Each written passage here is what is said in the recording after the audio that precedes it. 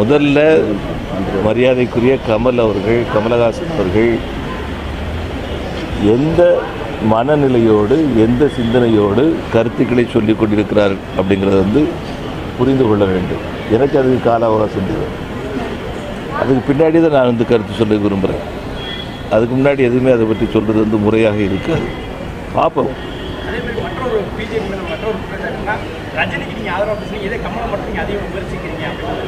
நான் விமர்சனம் பண்ணலையே. நான் கமலஹாசன் அவர்களை இதுவரைக்கும் விமர்சனம் பண்ணலை. நான் தனிப்பட்ட முறையில் மரியாதைக்குரிய கமலஹாசன் இதுவரைக்கும் நான் எந்த விமர்சனமும் பண்ணலை. நான் ஒரு அவர் என்ன பண்ணுறாரு பார்ப்போம். என்ன நோக்கம், அவருடைய நோக்கம் என்ன, அது பார்ப்போம்.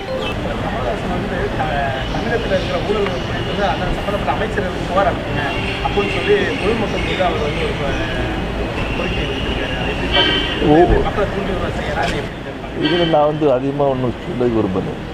ஒவ்வொருத்தருக்கும் ஒரு கருத்து இருக்கும். அந்த கருத்தை அவங்க சொல்லிட்டு இருக்கிறாங்க. இதில் நான் அதிகமாக ஒன்றும் சொல்லுவேன். நேற்று கூட நைட்டு கூட நேற்று ஒரு கருத்து உங்களை நீங்கள் பார்த்துட்டு இருக்கீங்க, என்ன உங்களை நான் பார்க்குறேன் அப்படிங்கிற பார்ப்போம். ஒரு வித்தியாசமான மாநில அரசு கவனம் செலுத்துகிறோம். டெங்கு காய்ச்சல் அதிகமாக பரவுது அப்படின்னு பார்ப்போம். மனசில் என்ன வச்சுருக்கிறாங்கன்னு முதல்ல தெரியட்டும். அது பின்னாடி கருத்துக்கள் சொல்றதை திமுகவுக்கு ஏதாவது ஒரு கொடியை பிடிச்சிக்கிட்டு எப்படியாவது மேலே ஏறணும்னு நினைப்பாங்க.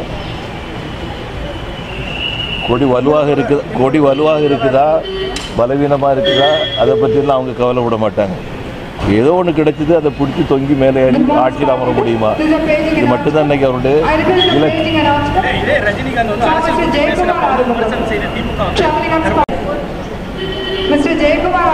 நான் அதிகம் கருத்து சொல்ல விரும்பவில்லை.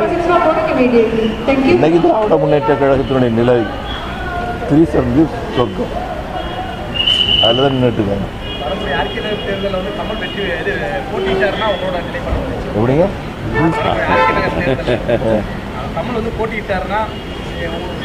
அவரே நிச்சயமாக நான் போட்டி போட போகிறது கிடையாது. நான் பிஜேபி சொல்லலை, தனிப்பட்ட முறையில்.